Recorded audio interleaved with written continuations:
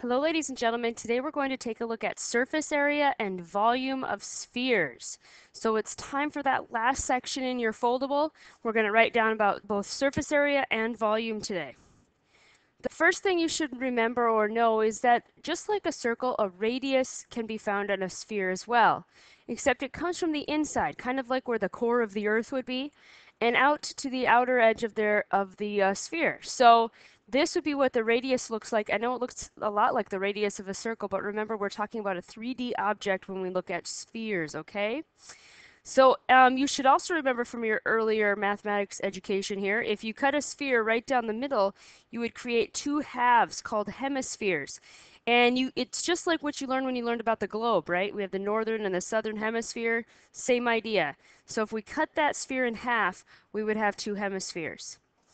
And if you look at the cross-section form, so if you cut it in half and then look down at it at bird's eye view, you would have a circle. It's called a great circle of the sphere, that idea that it's the great circle around, okay? So let's first of all get our formula into our foldable here where we have the surface area equals 4 pi r squared. This is the surface area formula for a sphere. Notice all you need is a radius, okay? Just an r. So let's look at one example of this. You may want to copy this one into your notes.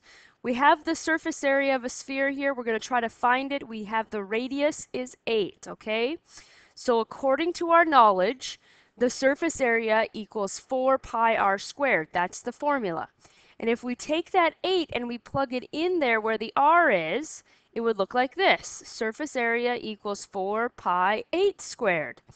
And then if we actually calculated that in our calculator, we would come up with a surface area of being about 804.25 square inches. Remember, when we're talking about area, that's always labeled in square inches or square feet, square units, okay? So there are other different ways that we can work with our information to find surface area. For example, what if you only knew the circumference of a great circle around a sphere is 25 inches? So this time you don't know a radius, you know the distance all the way around the sphere, so that circumference, okay? You know this measurement right here, that circumference. We need to find the surface area. Well, we don't know a radius, but we can use our circumference formula from last units here to find that radius. So circumference equals 2 pi r, and if we plug in the circumference we know is 25. Now see what we're about to do? To try to find that r, we can just divide by 2 and pi, and that would leave the r by himself, and we would find out that the radius is 3.979. So if I know the radius, then I just use that surface area formula. But on this one, I didn't know the radius, so I had to use what I was given to find it. So now if I plug it into the surface area formula, 4 pi r squared, you can see I plugged in the 3.979 for the r, we can come up with a surface area of 198.96 square inches. All right, and we can also use surface area that's given to us to find the radius. Notice this time the surface area is 804.25. We need to find out what the radius is. We can use our surface area formula, plug in the surface area that we know, and then you can see what's about to happen here. If I was going to try to solve for the r, I would need to divide by the 4 and the pi to make them cancel out, okay? Divide by 4 in my calculator, divide by pi in my calculator, and I'd get 64 equals r squared. Now to undo the squared, remember, how do we undo a squared? We do the inverse, which is square root. So you come up with a radius of 8, okay? Radius of 8. All right, so next formula we need to write in our foldable is volume. So volume is the amount of space inside the object, okay?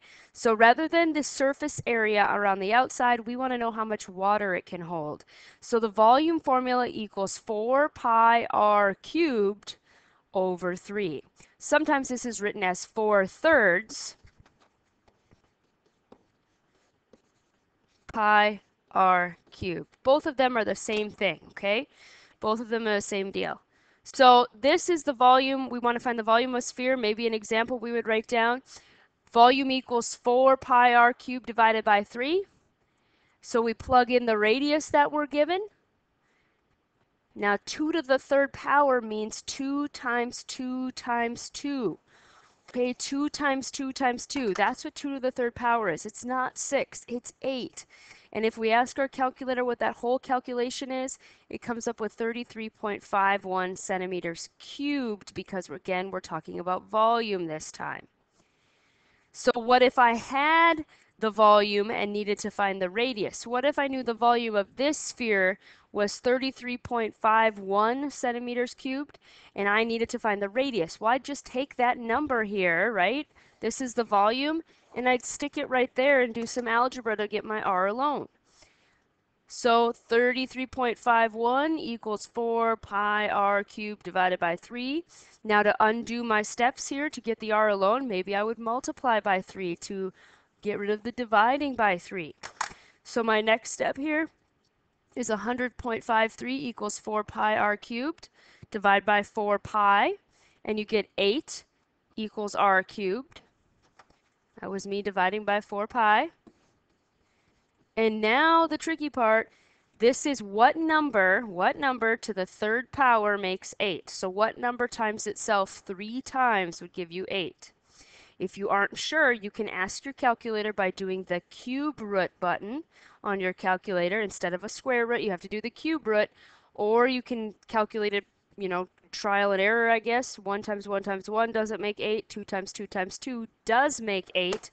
And because that is the fact, then we would say the r is 2. Okay? So that's our basic understanding of surface area and volume of spheres. So you should have those two formulas and a couple examples in your notes, and I want to thank you for taking good notes.